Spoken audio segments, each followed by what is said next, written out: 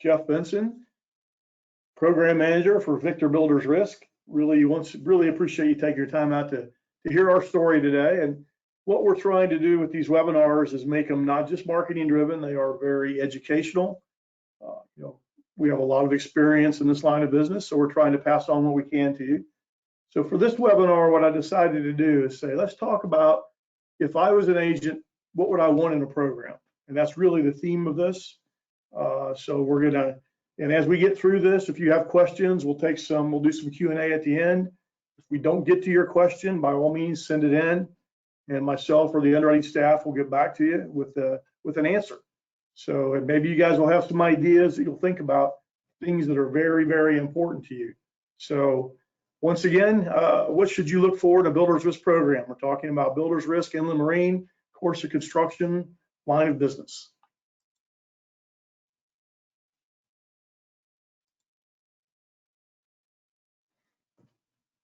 Base coverage form. So when you look at anything, when you're an agent and you're trying to evaluate a carrier's products and everything, I guess I always first come at it from what is good for the insured. And we know what's good for the insured is getting the very best coverage for the premium dollar that's available.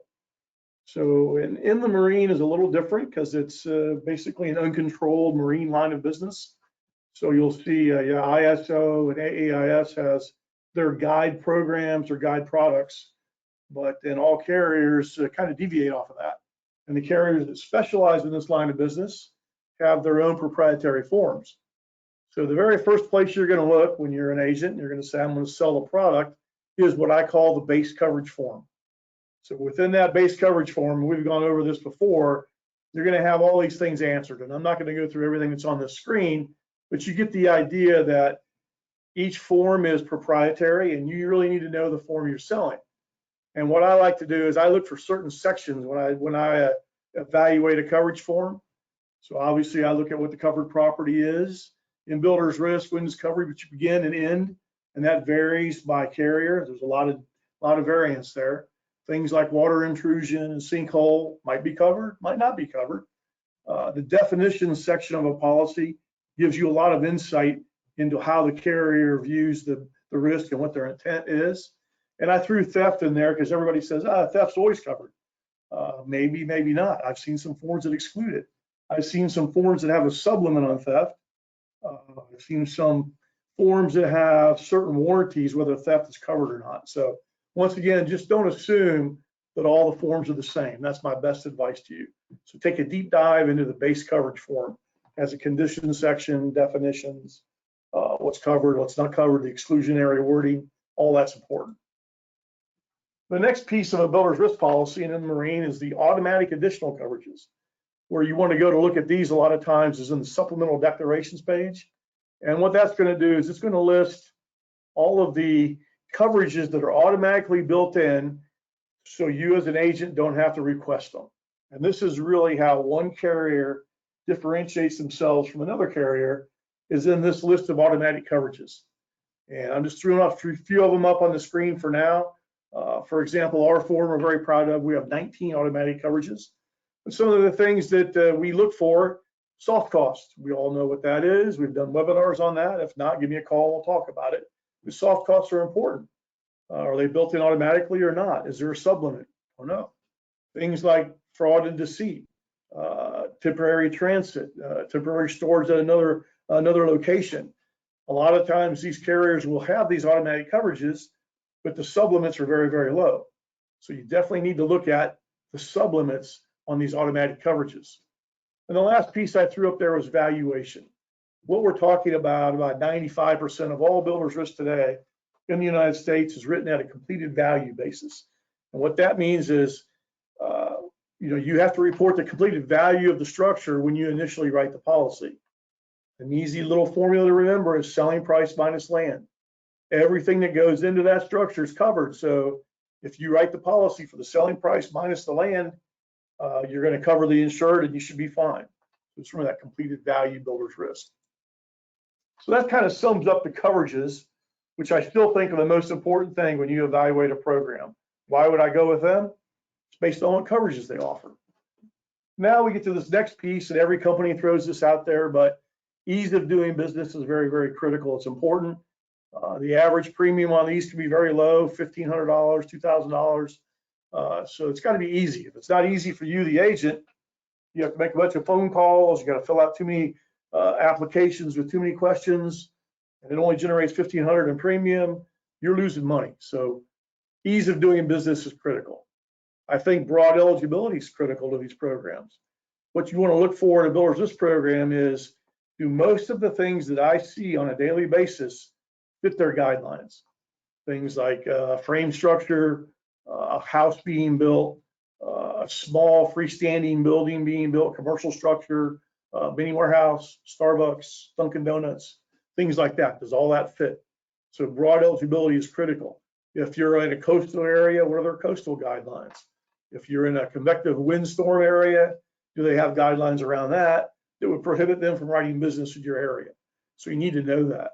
If you're in a rural area and they have a lot of PC 9 and 10 stuff, do they write that? So that's something to think about. We have the earthquake in the West Coast. We worry about earthquakes. So things of that nature. The next thing is the number of underwriting questions. So if you think about the typical risks you're going to see, we'll say it's a single family home, $500,000 in value. How many underwriting questions does that carrier ask you? If they ask you 52 underwriting questions on that structure, that's not easy to do business with. So what we have done, we have tried to reduce the questions we ask. We got it down to a bare minimum. We're pretty proud of that. So we still got to underwrite the business. It's integrity, underwriting integrity is critical to us, but we're not going to ask any questions that don't affect eligibility and they don't affect the pricing of the risk. So once again, number of questions. You can even go a step further and say, what are the number of clicks on their portal in their digital platform? So what percentage of all the risks that you see on a daily basis qualify for this pass-through? That's how you evaluate the ease of doing business for that carrier. The last piece of this is the reliability of the digital platform. You know, there's a lot of those out there, but if it goes down every day and you have issues getting these things issued, that's not easy to do business with. So I think the reliability of the platform is something else you need to evaluate. So how about this? Most of the things that we do, we're trying to get 50 to 60% of the risks that you see on a daily basis will pass through our digital platform. That still means there's going to be a percentage that doesn't. So if it generates an underwriting hold and you need to talk to someone, how easy is it to talk to someone? Can you call an 800 number and talk to someone? Can you chat with someone? Can you send them an email? Do they get back to you? These are all critical pieces of customer service, which I think you need to evaluate your programs on. And once again, how quickly do they get back to you on these underwriting holds? So a lot of times that's kind of, that's another way you would evaluate this, because you're going to have some of your business hold. Hopefully not too much, but some will hold. Underwriting knowledge. I think when you pick up the phone and call and you get a hold of the underwriter and you describe to them what you have, and if the underwriter doesn't know how to underwrite the risk or price the risk, then we have an issue. So I think the knowledge of the underwriter is very, very critical. Not someone that's just going to read you a guideline, can actually explain to you why the guideline's there. So and I've always kind of prided myself on the fact that if I do have to decline a risk, which I don't like to, I'm a production underwriter, but if I have to decline a risk, I will I'll be able to explain to you the logic of why we have to decline the risk. So I think the underwriting knowledge is critical. Flexibility. Maybe it's doesn't quite fit, but it doesn't mean it's a bad risk. So the underwriter understands, feels comfortable, maybe has to ask a few more questions, but once that's documented, then you can place the risk. So that flexibility, I think, is critical too. A lot of times too, you should go to these, if you have an underwriter that underwrites builder's risk all day long, I would hope that they understand the marketplace. They understand the pricing levels and the problems you're having with different things. So they are a true subject matter expert in the marketplace. So hopefully that would help you as an agent get the business written. Because, you know, our goal is to be competitive, not the cheapest. Once again, going back to that first thing on coverage, we want to take care of the insured with the best coverage possible at a competitive price. So I think that's critical that the underwriter knows that. Another piece of this would be the claims. That's always funny. When I think of either auditors or claims or loss control people, these functions are the ones that can make or break a program. So you really need to say, okay, are the claims people that are adjusting this business, are they dedicated adjusters? Do they truly understand builder's risk? It is, like I said earlier, uncontrolled in the marine. They better understand the form of the carrier they're working for. That's critical because they're going to interact with the insureds, and sometimes at a very tough time. Maybe there's been a convective windstorm. We have some big claims coming out there, so we need to get the very best adjusters out there as quickly as possible. And once again, these adjusters need to understand builder's risk, and we pride ourselves in that in our program. So, and the last piece I'm going to talk about when we evaluate a program is the commission. When I say commission, it's not just the upfront commission. It's all the things that go into what we talked about, placing that business. Is it easy? Did you not have to spend much time on it? Because we all know time is money, and we understand that you as agents, it's critical that these things can be placed quickly and accurately. So once again, ease of doing business, the easier it is for you, the more profit you're going to make. And that sounds good to me. Once again, broad eligibility. It'd be nice if you could go, like this to say, all the small builders risk you have in your agency, you go to this one carrier because they're easy, they have great coverage for them, they're competitive, all those things we talked about. Just another little tip, which I think you know, but if you can commit a volume of business to a carrier, many times that will lead to a commission incentive. So that's another way of attracting or generating more commission simply by putting more of your business with that carrier. And once again, upfront commissions, I think, are the critical piece of this.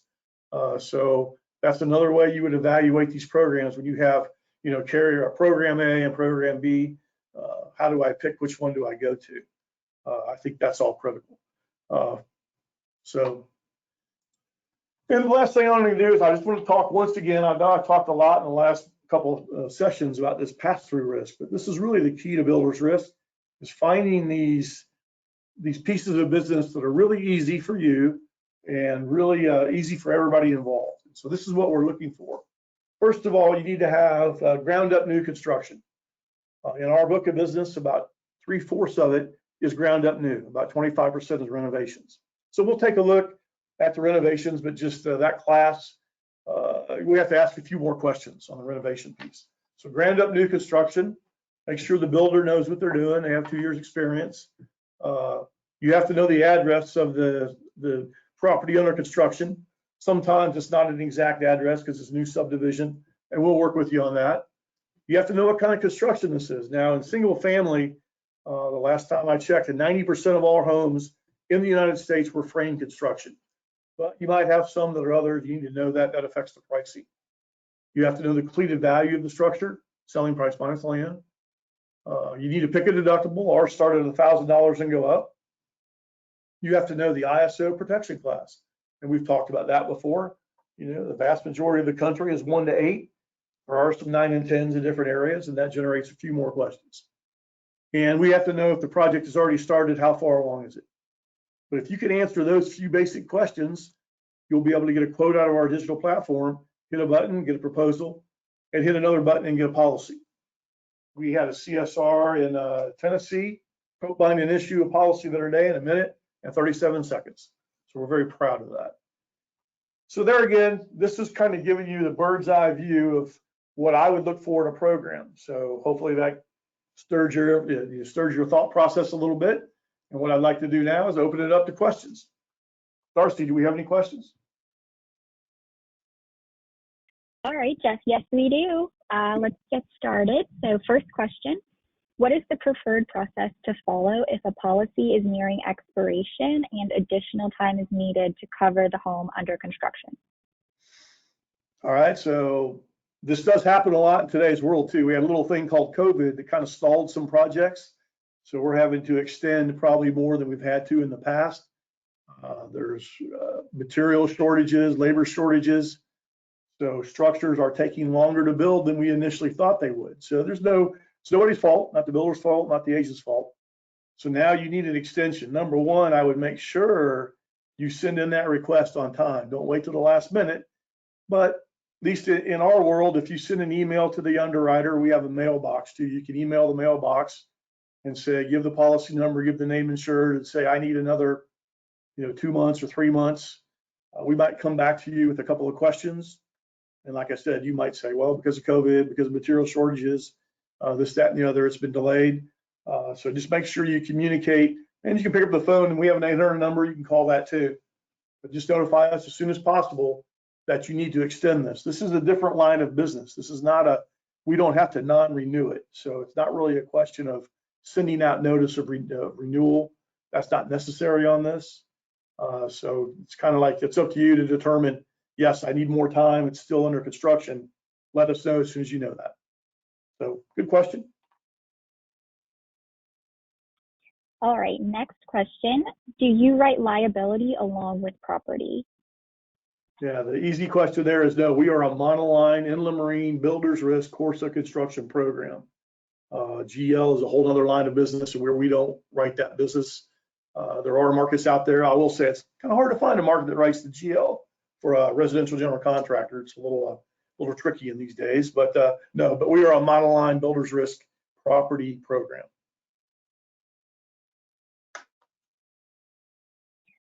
All right. Do you put the property and, oh, sorry about that. That was the same question. At what percentage point are projects in process ineligible? All right, well, I'll say if it is below 30%, it can still qualify as a pass-through risk. If it goes over 30%, it's going to generate an underwriting hold, and we're going to contact you and ask some more questions. So there's not really a particular percentage out there, but I will say if it gets more than 50%, it starts looking kind of shaky. We have to, we can't figure out why they didn't place the business. We do see it fairly often because there's two parties involved in builder's risk. There's the owner, and then there's the contractor. Sometimes one thinks the other one covered it, so they're 25% done, and they find out, oops, when nobody issued the policy, we need to get a policy now. That happens a lot. That's understandable. But now if it's 85% done and now they want the coverage, builder's risk is not designed to contemplate that. Builder's risk is designed to contemplate going from zero amount of risk to 100%. And that's why we write completed value on the structure. That's the limit in the beginning, and the rates are low because of that. So if it gets to be 85, 90% done, you probably need to start looking for a permanent solution, permanent property. But it warrants, send it in and we'll take a look at it.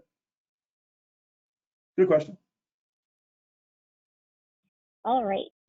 If the home is also constructing a bulkhead, is there an extra underwriting considerations or submissions needed?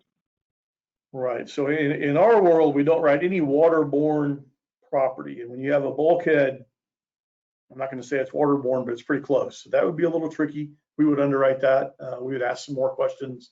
A lot of times you're just going to ask who's doing the bulkhead. Do they have experience doing that? We might be able to write the house and not write the bulkhead. You have to place that separately.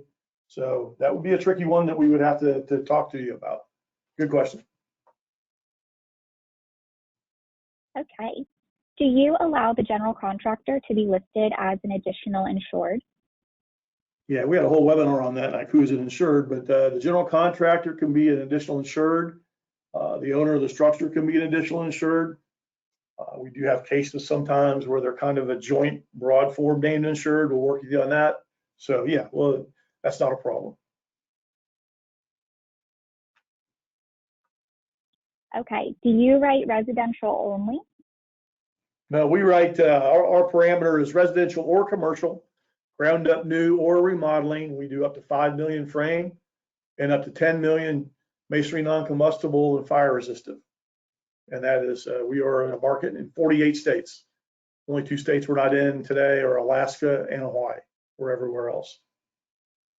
But no, we like commercial, we like residential equally as well. All right. What is the timing to switch to property from builder's risk?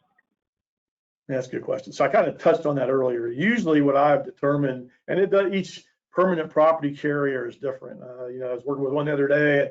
The home was about 95% done, and they went ahead and placed it on a permanent policy.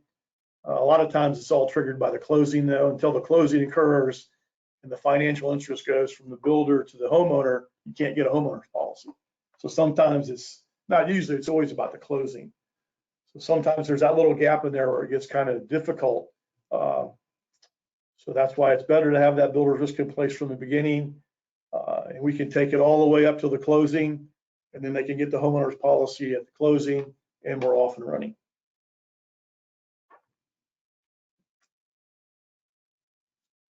Okay. Do you write reporting forms? Yeah, reporting form policy for us would be, and what's really the criteria we're looking for in a reporting form is if you have a builder that is doing the same thing over and over again. So he's building single family homes of a certain value in a certain area, that lends itself to a reporting form. We do some reporting forms like blanket or reporting form on a installation. Let's say they're building Jimmy John sandwich shops and they're doing it over and over again. We can work out some type of reporting form on that too. Where we get into issues with that is if they're completely different. You know, one day they're building a $5 million building, the next day they're building a $500,000 building. One day they're doing renovations, one day they're doing new structures. That becomes difficult to put on a reporting form. But if they're building single family homes and that's what they do, we would love to offer a reporting form. That goes back to that flexibility piece there too. So we could issue project policies, one-shot policies on the structures, but if you would prefer a reporting form, we could do it that way. And we could even play with the interval of reporting monthly or every other month or quarterly, semi-annually, annually, blanket. There's a lot of things we could do for you because we're very comfortable in that space. Good question. All right. Is there a maximum amount accepted for your builder's risk program? Maximum amount expected? Oh, like Accepted. A volume? Would that be like a volume agent? We're asking the agent to write X amount of business? Yeah, we don't have any volume criteria. I mean, we'd love to write as much as you have. Our goal is to be your lead program for builder's risk in your agency. I mean, that's our goal. So, but no, there is no volume commitment per se, I guess, if I'm understanding the question. On the eligibility, it is 5 million frame, 10 million M&C fire resistant. But whatever you got, send it to us, and within those parameters, we would love to write the business for you. All right. Can you get 2-month policies?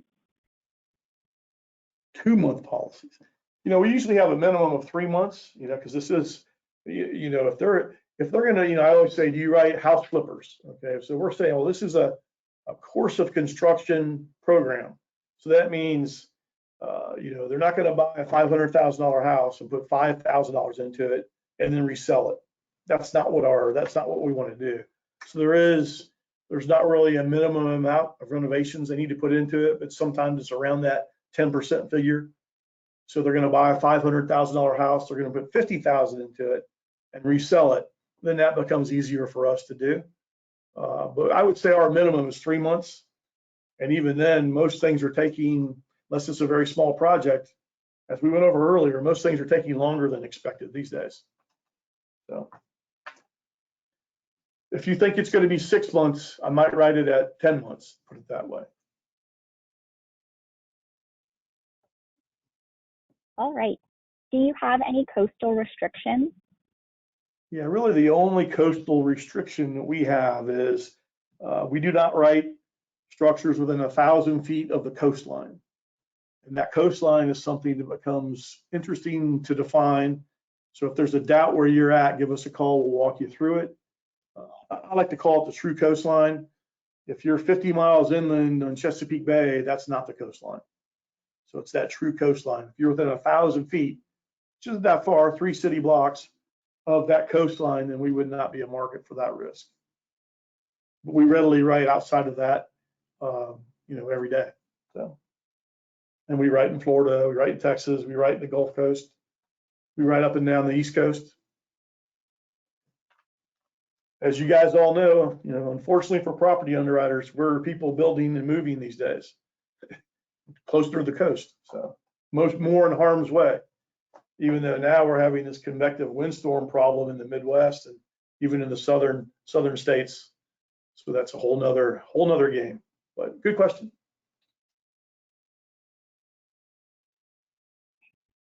All right. Does your form include subcontractors as well? Yeah, the interest of subcontractors on our form are automatically included. It's good that you don't assume everybody covers it that way too. You got to be very careful about who's an insured and who is covered. Because when you're building a house, a lot of times there's materials floating around and maybe they're covered, maybe they're not, depending on the form you're selling. But our form is very broad in that sense. As long as those materials are installed or meant to be installed on a project, they'd be covered, regardless of who owns them. As long as the whole policy was written correctly in the beginning with the right completed value.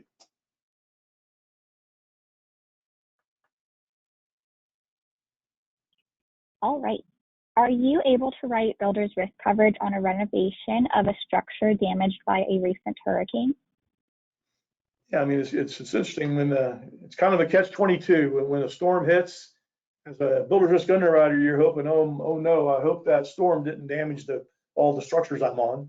But then the storm goes away and all this damaged property's left. So as a builder's risk underwriter, you start thinking, I got an opportunity to write some business now because somebody's got to go in there and fix all this stuff up. So the answer is yes, but now I will say if we're gonna provide coverage on the existing structure, we're going to take a look at what was done to it. You know, if it was damaged to the point where it's not structurally sound and it's just not a good risk to write on the existing structure, we would probably not be a market for that. But now if we're going to insure only the contractor and the amount that he's going to put into it to fix it up, then we would take a look at that. So it really does depend on the scope of the project, as always. What are they doing? And how severe was the claim? You know, a lot of times there's a lot of properties that are only partially damaged. You know, the shingles were blown off. Maybe the landscaping was damaged.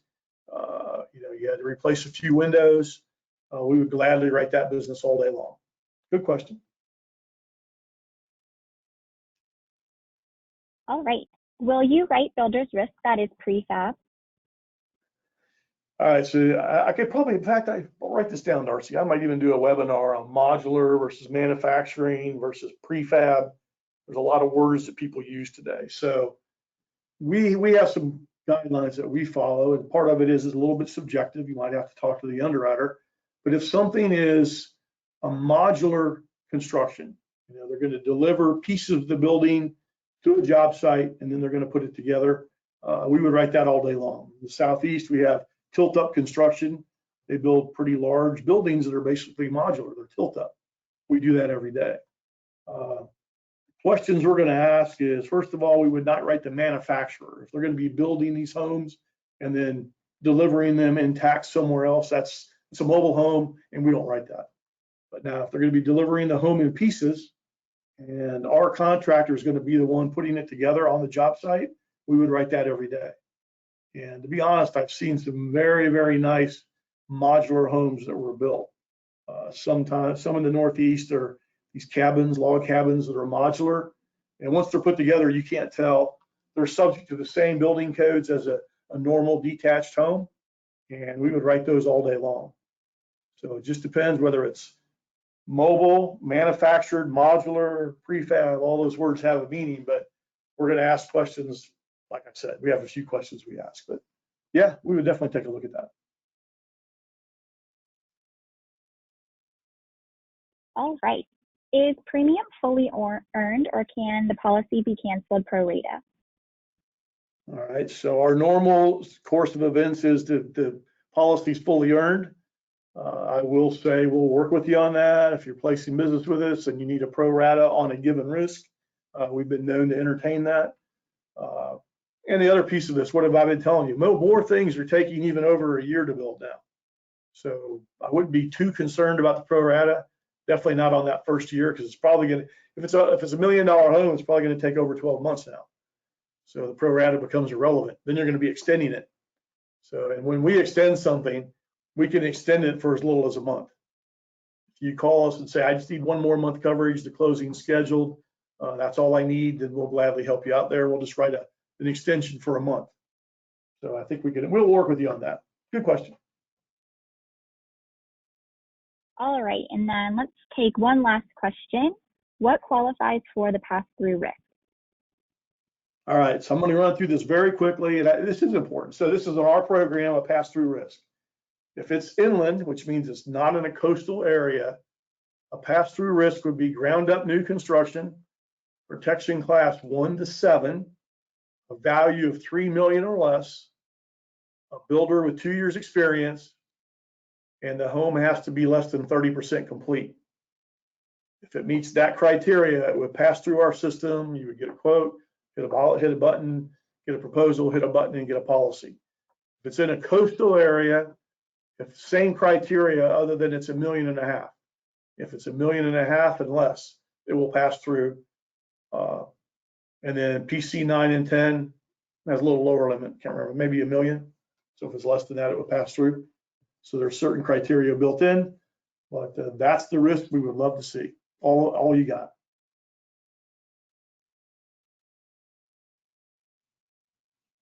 All right, that's all the time we have for questions today, Jeff. All right. Well, I will say once again, ladies and gentlemen, really appreciate your time. We'll be doing another one next month, and take 30 minutes out of your day, and hopefully we'll write some builder's risk in the meantime. There's my interesting looking picture, and there's Donna. So if you have any questions, by all means, reach out, contact us, email us, call us, and let's write some business. Have a great day, and talk to you all soon.